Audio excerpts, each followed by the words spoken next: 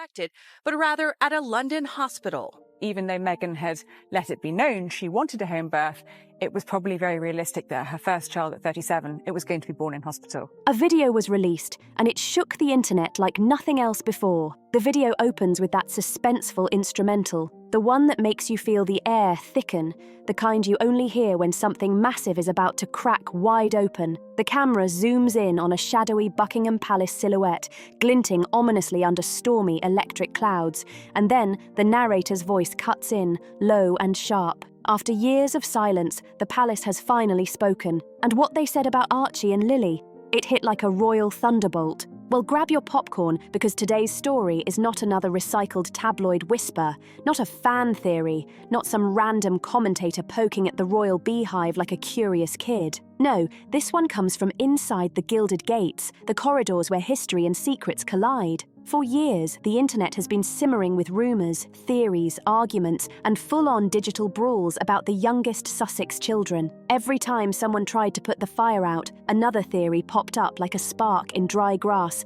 reigniting the blaze with a vengeance. Where were they born? Why were the christenings shrouded in secrecy? Why have they been seen so rarely in public? He was born at home at Frogmore Cottage in Windsor, or whether he was indeed. Why did the palace records look unusual, like riddles wrapped in protocol? But through every storm, every headline, the palace held its tongue, an iron curtain, a royal brick wall, until now. Because apparently even Buckingham Palace has a boiling point. And when that point was reached, the pressure exploded like never before. According to multiple insiders, in this dramatized script, that boiling point was triggered when a fresh wave of rumors erupted after a recently resurfaced clip from a royal documentary suggested that protocols had not been followed during the children's earliest days. That single phrase alone had social media spinning like a tornado trapped in a teacup. And suddenly, the palace, normally slower than molasses in January, moved fast. Courtiers were whispering urgently in hallways. Press officers were drafting statements at lightning speed. Senior aides reportedly debated whether to break their years-long vow of silence, and what finally pushed them over the edge. A leaked report claiming inconsistencies in early documentation. And again, in this fictional exposé world, we're not talking about anything explosive like nationality or parentage. That's not where this train is heading. Instead, the palace was reportedly furious because the rumours were beginning to spiral into full-blown conspiracy territory, threatening to overshadow everything else. So, for the first time since the Sussexes stepped back, Buckingham Palace decided to address the situation head-on, and they didn't do it with a stiff press release. Oh no, that's too old school, too predictable. They did it through a senior palace official known for being as subtle as a sledgehammer. The official sat down for an off-the-record briefing, which, let's be honest, is royal code for "we're tired and about to pour the tea." And according to sources in this fictional telling, the very first thing they addressed was why the palace had stayed silent for so long. The reason, apparently, was that the palace genuinely believed the rumours would fade out naturally. Spoiler alert, they did not. The official reportedly said, "There comes a point where silence no longer protects the children, it feeds the speculation." Boom! Just like that. Suddenly, the palace wasn't defending Meghan, wasn't defending Harry, wasn't defending themselves, they were defending the kids.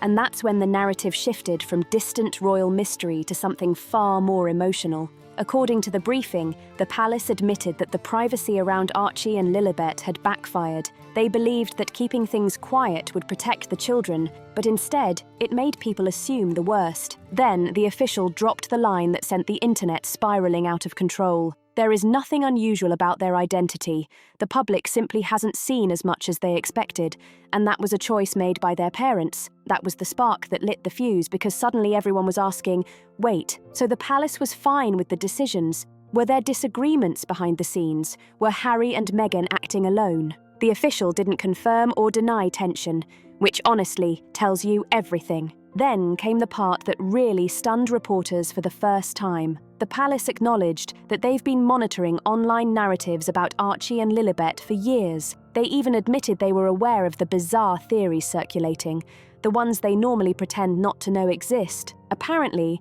they had been keeping tabs through digital briefings and weekly updates. One insider confused. Shortly before 2 p.m. yesterday, Buckingham Palace announced that Meghan had gone into labour.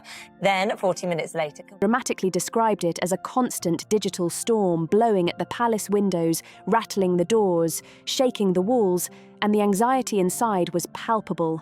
And that's when things got even more interesting, because according to the briefing, the palace claimed that some of the most persistent rumours began outside the UK, hinting, without naming, at a certain American PR-style influence. "That's not our culture," the official said sharply. "We don't operate in a climate of sensationalism." Oh, buddy, that line hit like a truck reversing at full speed. Subtle diplomacy wrapped in velvet, but the subtext was deafening. The palace isn't blaming the public. They're blaming the narrative machine surrounding the Sussexes. Then came what the press described as the mic drop moment. The official supposedly ended the entire 45-minute briefing by saying, "The children are unquestionably members of the royal family." And that is the end of the matter. Except it wasn't the end, because the moment the briefing's contents leaked, and of course they leaked, the internet didn't calm down. It detonated. People demanded proof, clarity, explanations for the secrecy. They wanted the palace to release records, photos, anything. But Buckingham Palace doubled down on the vagueness. They clarified without really clarifying. They explained without really explaining. They opened the door just enough to let people peek in, then slammed it shut again. And that ambiguity? It only fed the next wave of speculation. Commentators dissected every syllable. Royal watchers pointed out contradictions. Body language experts were dragged onto live TV panels. YouTubers dropped hour-long breakdowns with red arrows pointing at everything. The palace had spoken, yes, but instead of quenching the fire, they might have accidentally poured oil on it. The moment the palace's carefully worded clarity, or more accurately, the lack of clarity, hit the internet, social media erupted into a battlefield. Comment sections were exploding like fireworks on New Year's Eve. Hashtags ignited in minutes, and royal commentators were practically sprinting to their ring lights to film emergency reaction videos, all breathless and frantic. The strangest part, even people who never cared about the royals were suddenly tuned in, scrolling, sharing, debating. And the more the palace insisted there was nothing unusual, the more people assumed there had to be something unusual hiding beneath the surface. By noon the next day, British morning shows looked less like news programmes and more like crisis panels. One journalist said the palace was trying to force toothpaste back into a tube, which was probably the kindest analogy anyone could make. Another called the statement a glorified shrug. But an American host went further, shaking their head on live TV, saying, "They claim it's the end of the matter, but it's obviously not." And behind the scenes, things were even messier. Insiders whispered that some senior staff had been blindsided. Others claimed Charles was furious. The issue had been allowed to escalate for so long, and whispers, soft but sharp, floated through the halls that William had been pushing for months to shut down the rumours decisively, because if there's one thing William hates, it's chaos touching his children. He reportedly told aides, "If we don't handle it now, we won't be able to at all." But addressing it meant stepping into a complicated minefield, one that began the moment Harry and Meghan stepped back and took their children with them. Ever since then, the palace couldn't control the narrative around the kids, but the blame, oh, that landed squarely on their shoulders anyway. Meanwhile, out in California, things were shifting too. Meghan's team, from what insiders claimed in this fictional dramatized world, wasn't thrilled. It wasn't the words the palace used. It was that they spoke at all. Because the moment Buckingham Palace made a statement, the global press pivoted, and suddenly the headlines weren't about vague rumours. They were about contradictions. Palace denies secrecy, but offers no details. Sussex, silent after palace intervention. If nothing is unusual, why the years-long blackout? By the afternoon, the frenzy had grown so loud that Harry's own friends, the ones who still quietly supported him, were reportedly worried. They knew how private he is about his children. They also knew how much the internet's obsession tortures him. One have new titles.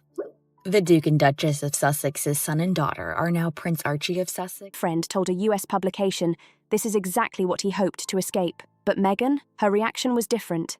People close to her claimed she was livid, not because of the rumours, she'd been handling those for years, but because the palace's statement felt like a warning shot. As one insider put it, it was their polite way of saying, "We're reclaiming the narrative, and if there's one thing Meghan hates, It's losing control of the narrative. Within hours, her team began contacting journalists, influencers, and friendly media outlets. They weren't releasing formal statements, at least not yet, but they were clarifying context. A classic PR maneuver, letting you nudge coverage without leaving fingerprints. But the palace didn't sit still either. That same evening, royal reporters noticed something unusual. Several senior aides had been pulled into last-minute meetings. Lights stayed on in offices that are normally dark by 7 p.m. Even the communications wing, typically a slow, methodical operation, looked like it was running a military drill. Why have new titles? The Duke and Duchess of Sussex's son and daughter were now officially Prince Archie of Sussex and Princess Lilibet of Sussex, because the palace knew something the public didn't yet. Meghan's silence never stays silent for long, and the moment she responded, the issue would double, triple, explode. They were preparing for the counterattack, but what they weren't prepared for was the avalanche of new speculation that erupted when a journalist, one of those accidentally on purpose types, asked a highly pointed question at the next briefing. If everything is normal, why weren't the children seen at key family events? The room froze. The aide froze.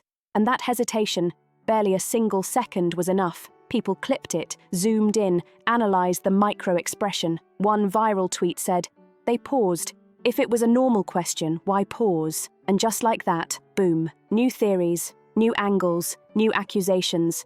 It was like a digital Hydra, cut off one head, 2 more grew back. Royal watchers went into forensic mode. They compiled old footage, compared timelines, charted travel dates, and performed full CSI-level investigations. Even late-night shows jumped into the chaos, joking that Buckingham Palace had opened a door they absolutely should have kept locked. But the real turning point came 2 days later, when a source from the palace leaked a comment that was clearly not meant to be public. If the Sussexes want transparency, they're free to provide it. Oof, polite, indirect. But a direct challenge, because everyone knew the subtext. We are not the ones keeping secrets. That line detonated like a grenade. Suddenly, the palace wasn't on defense anymore.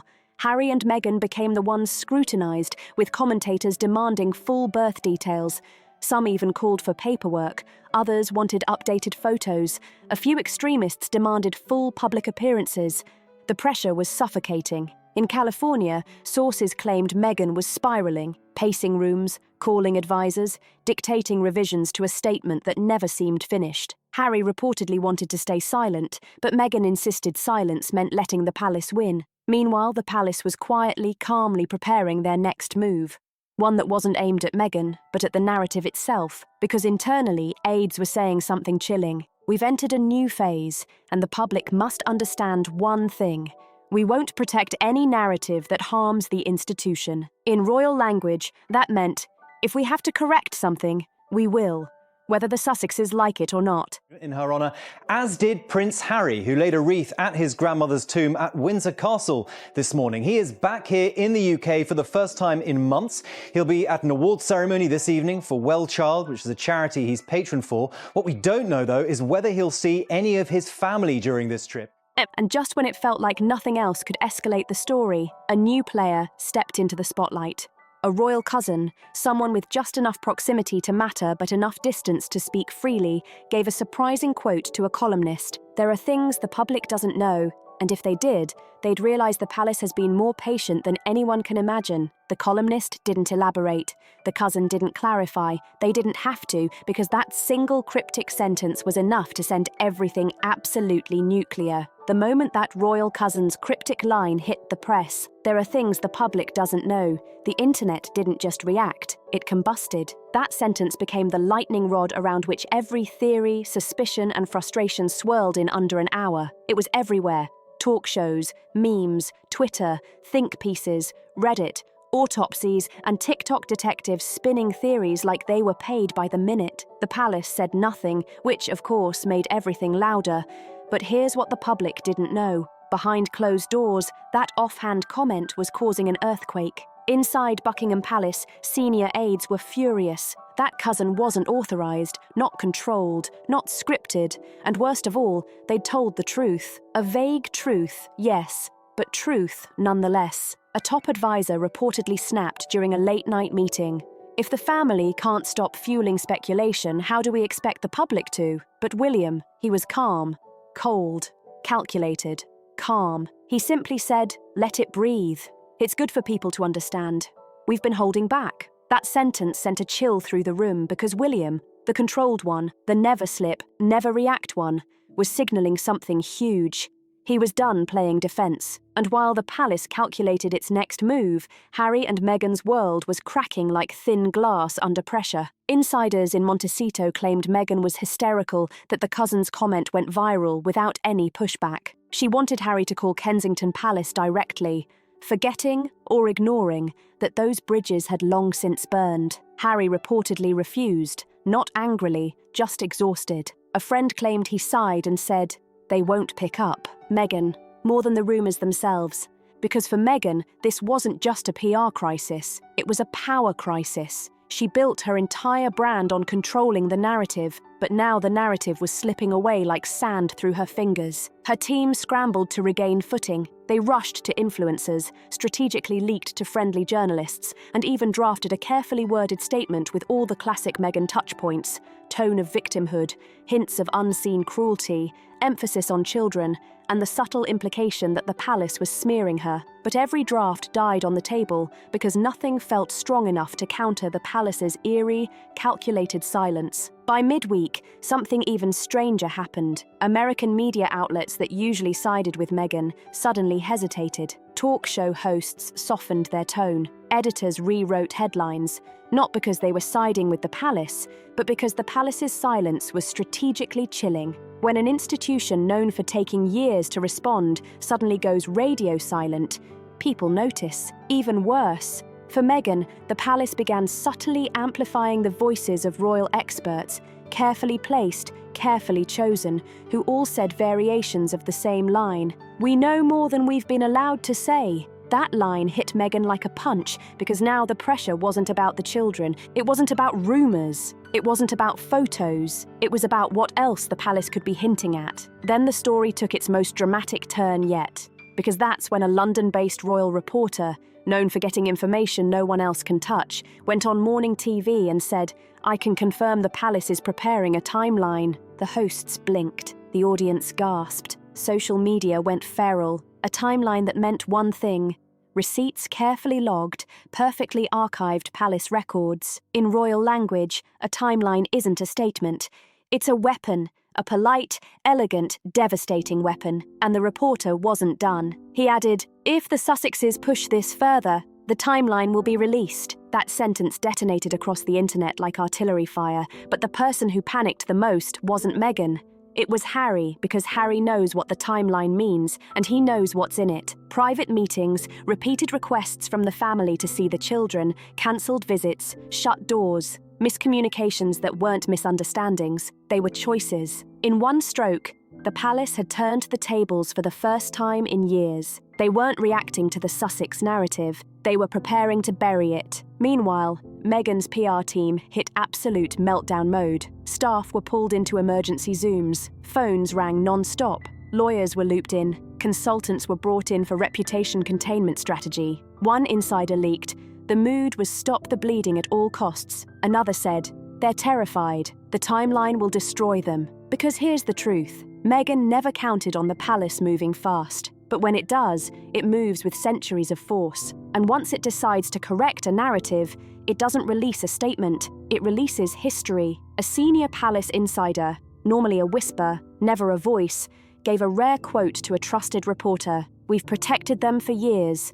We won't keep protecting them if it harms the institution." And just like that, the war lines were drawn. The palace wasn't just hinting, it wasn't just preparing, it was warning. A warning Meghan had hoped she'd never hear, because Meghan always assumed the palace feared her. But now, the palace was signalling something louder, bolder, colder. They weren't afraid anymore. The moment Buckingham Palace's quiet warning hit the wires, the global media reacted like sharks smelling blood in the water. Morning shows in the US, Australia, France, and even Japan shifted from cautious neutrality to something far bolder. What exactly have Harry and Meghan been hiding? What else does the palace have? Why mention a timeline unless there is something to reveal? For the first time in 4 years, the Sussexes weren't setting the storyline.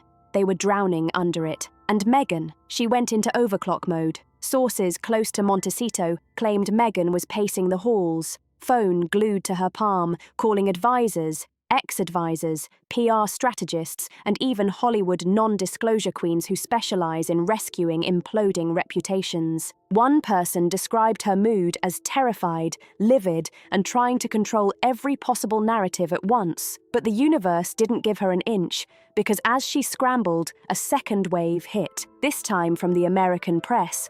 A senior journalist at a major US magazine, usually friendly to Meghan, dropped a vague but icy quote, "People are tired of the contradictions." That's code in media language. That's the polite version of, "Your story no longer adds up, and we're done covering for you." Meghan's team saw it immediately and panicked. They drafted statements, deleted statements, tried a sympathetic angle, scrapped it, tried a defiant angle, scrapped that too, because every option came down to the same problem. Anything Meghan said now could trigger the palace to release the timeline. And the timeline wasn't some gossipy little document. It wasn't petty. It wasn't emotional. It was meticulous, clinical, bulletproof. A log of every moment, private meetings, requests, cancellations, travel, communications. The palace had extended olive branches, and every single time they were rejected, Meghan understood, Harry understood. But here's the twist. Nobody expected Harry to finally snap. Not yelling, not raging, not blaming, but far quieter, far more dangerous, exhaustion. One insider told a reporter, it was the first time Harry ever said, "I can't keep doing this." Those 7 words sent Meghan spiraling even faster, because if Harry loses the will to fight, the Sussex brand collapses. He's the royal bloodline, he's the emotional cornerstone, he's the reason the story sells. And now he was pulling away. Meanwhile, halfway across the world, Kensington Palace was operating like the crisis command centre of a major nation-state. William held meetings with staff, lawyers, and communication strategists, every move precise, deliberate, and coldly efficient. He wasn't furious, he was focused, and he reportedly said the one sentence Meghan feared most: "If they question our integrity, again, we publish everything." It would scorch the earth. But Meghan refused to let it happen in her mind. She wasn't defeated. She was cornered. Cornered. Meghan is dangerous. She launched what insiders described as her Hail Mary plan, a surprise media drop, a sympathetic documentary pitch, and a carefully crafted narrative about unfair treatment, all meant to flip public sentiment overnight. But it failed instantly. Just as her team prepared the rollout, a reporter from a major UK paper revealed independent investigators had begun reviewing archival discrepancies. That single sentence hit Montecito like a meteor. It implied the one thing Meghan could not afford: external scrutiny. Independent, not palace-led, not controlled. And the real explosion came at dawn, when a broadcaster released a confidential snippet from a palace aide during an off-camera briefing. It wasn't meant to be leaked. It wasn't meant to reach the world, but it did. And the voice said, "Their version of events will not survive documentation." That line became the headline everywhere. Meghan, exhausted, frantic, utterly boxed in, made the move that turned the crisis dark. She went live, a shaky, emotional, unscripted social media livestream. She talked about pain, unfairness, attacks on a mother, but it didn't help. The livestream looked desperate, not brave. Within minutes, the palace responded, not with anger, not accusation, but with an icy, flawless line. Rarely in We public. remain committed Why to did the palace accuracy. records look The subtext hit louder than a scream? Accuracy means receipts. Receipts mean the timeline. And the timeline meant the end. The palace confirmed senior advisors had met to review public factual clarity measures. In plain English, they were preparing to expose everything. Meghan, realizing the scale, broke down in private. This wasn't a tabloid rumor, this was Buckingham Palace. And when it defends itself, it doesn't defend, it destroys. The morning after felt strangely quiet, but silence is strategy, staging, the moment before the next domino drops. And oh, did the next domino drop? A single headline, tucked in a political column, rippling through media circles and sparking wildfire speculation. The palace had set the stage, and the world had no choice but to watch. If you're stunned, hit that like, subscribe for the latest royal bombshells, share this story, and drop your thoughts in the comments. Who's really holding the power now?